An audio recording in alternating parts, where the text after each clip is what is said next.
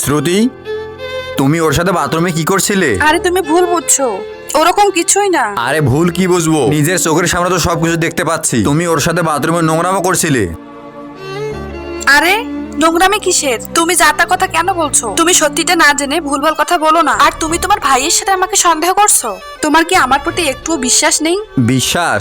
বিশ্বাসের মতো কি রেখেছো তুমি? টাওয়াল পরে আমার ভাইয়ের সামনে দাঁড়িয়ে আসো, আবার বলছো বিশ্বাস করতে। তুমি ভুল ভাবছো। তুমি আমার কথা শোনার একটু চেষ্টা করো। কি চেষ্টা করব? নিজের চোখের সামনে তো সবকিছু দেখতে পাচ্ছি। আর ভাই, তোর থেকে এটা আশা করিনি। আর হ্যাঁ, এইভাবে এখানে দাঁড়িয়ে থেকো না, যাও গিয়ে চেঞ্জ করো আর আমার বাড়ি থেকে এক্ষুনি বেরিয়ে যাও। তোমার সাথে আমি কোর্টে বুঝবো, যাও। ও চলে এসছো তুমি? দেখো না দাদা কি প্রবলেম হয়ে গেছে। সে তো দেখতেই পাচ্ছি। কি বলছেন আপনি এগুলো? আপনার কি মাথা টাথা খারাপ হয়ে গেছে নাকি? আরে বৌদি স্নানে গেছিল, তখনই গিজারটা খারাপ হয়ে যায়। সত্যি আপনার কিছু বলার নেই। এত খারাপ মেন্টালিটি আপনার। আরে যেটা চোখে দেখলেন সেটাই বিশ্বাস করে নিলেন। সবকিছু না চোখে দেখে বিশ্বাস করতে নেই, সবকিছুর পেছনে একটা রিজন থাকে। আর আমার হাজবেন্ডকে আমিই পাঠিয়েছিলাম বৌদির হেল্প করার জন্য, যাতে গিজারটা বাস্ট করে বৌদির কোনো ক্ষতি না হয়ে যায়। আর আপনি এসে ভুলটাই আগে বুঝলেন।